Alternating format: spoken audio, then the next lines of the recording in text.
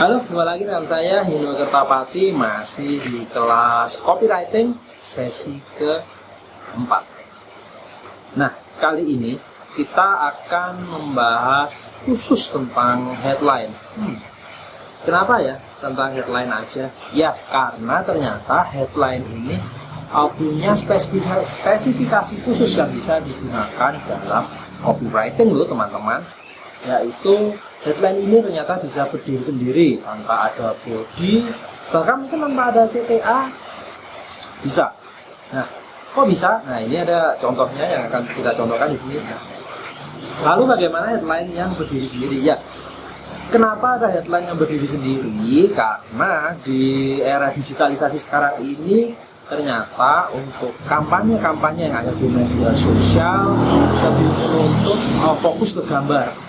Khususnya nih kalau teman-teman pakai FB Ads dan IG Ads, biasanya kalau di dalam poster atau gambarnya itu terlalu banyak kata-kata, ads-nya itu nggak efektif atau bahkan ditolak ya sama Facebooknya sendiri. Nah, dari sinilah berangkat bahwa kita harus meminimalisir kata, memaksimalkan kata, sedikit kata tapi banyak makna. Salah satunya hanyalah melalui headline tadi, sehingga kadang-kadang call to action-nya pun disamarkan menjadi website, alamat website, ataupun juga menjadi nama perusahaannya. Nah, lalu bodinya kemana? Apakah body benar-benar dipakai? Ternyata jawabannya tidak seperti itu teman-teman. Karena body ini ada di image, di poster atau di gambar yang ada di dalam kampanye tersebut. Nah, kali ini saya akan membahas setidaknya ada 6 jenis headline yang biasa saya gunakan dalam kampanye-kampanye optimalisasi headline dan minim image seperti yang bisa kita lakukan. Nah, kayak apa aja contohnya? Kita simak bersama. Nah, kita punya yang namanya teaser headline. Ya, teaser headline ini merupakan jenis headline yang memberikan atau menantang pembaca sehingga kesannya meremehkan para pembaca ya. Contoh-contohnya misalnya nih, yakin Anda bisa melakukan dengan cara itu. Percuma saja, hal itu tidak akan terjadi.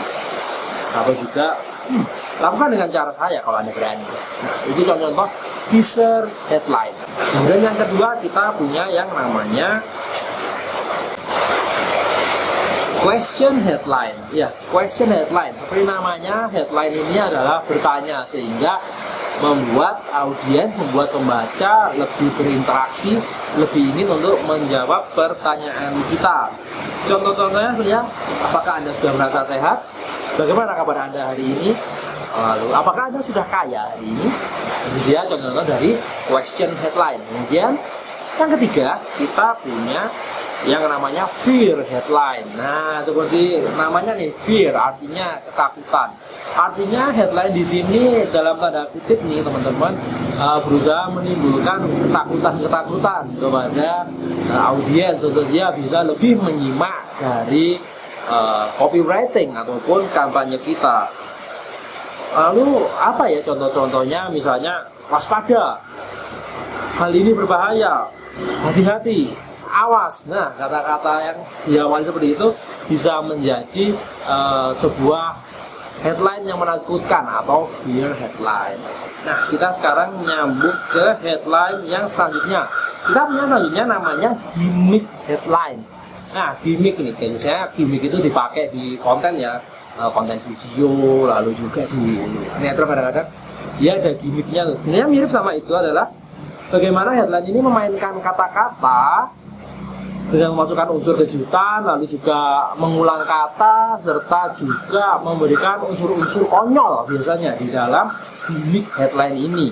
Contohnya misalnya kata-kata kerja sarungan, hasil karungan. Nah, itu dia contoh dari gimmick headline. Kemudian yang berikutnya kita punya curiosity headline. Curiosity artinya penasaran. Nah, seperti juga namanya, headline yang satu ini biasanya selalu membuat penasaran pembaca, sehingga mereka ingin tahu lebih dalam tentang produk, tentang copywriting kita, sehingga mereka akan menyimak kampanye berikutnya atau bahkan tertarik untuk masuk melalui call to action yang sudah ada setting. Contoh-contohnya misalnya, tidak disangka ternyata cara beginilah yang bikin saya makin keren. Apakah Anda mau tahu? Nah, itu dia contoh dari curiosity headline. Kemudian selanjutnya yang terakhir kita punya news headline. Nah, headline jenis ini nih teman-teman biasanya seperti judul pada berita. Judul pada berita, khususnya berita-berita yang memakai judul viral, ya, ataupun kita kenal namanya clickbait. Nah, ini dia headline ini. Contoh misalnya, mengejutkan, 5 dari 6 orang ternyata menyukai produk A. Apa alasannya? Nah, itu dia salah satu contoh dari news headline gitu. Nah, itulah tadi 6 headline yang selalu menjadi favorit saya. Yang ingin Anda gunakan terserah, karena Anda yang bisa mengukur efektivitasnya melalui persona audiens. Jadi audiens seperti apa yang akan cocok Anda aplikasi dengan headline ini. Yang perlu Anda tekankan bahwa penggunaan optimalisasi headline ini menuntut Anda untuk lebih kreatif pada image-nya, pada gambarnya, bagaimana gambar ini menjadi body, gambar ini menjadi gambaran dari keseluruhan kampanye Anda atau penjelas dari kampanye Anda, dan itu harus disengat dari headline, kemudian kita selesaikan di call to action. Dan call to action bisa logo perusahaan, bisa alamat web, ataupun juga nomor telepon. Nah, demikian untuk materi kali ini. Saya Nur Kertapati, sampai bertemu di materi-materi berikutnya. Salam sehat dan sukses selalu.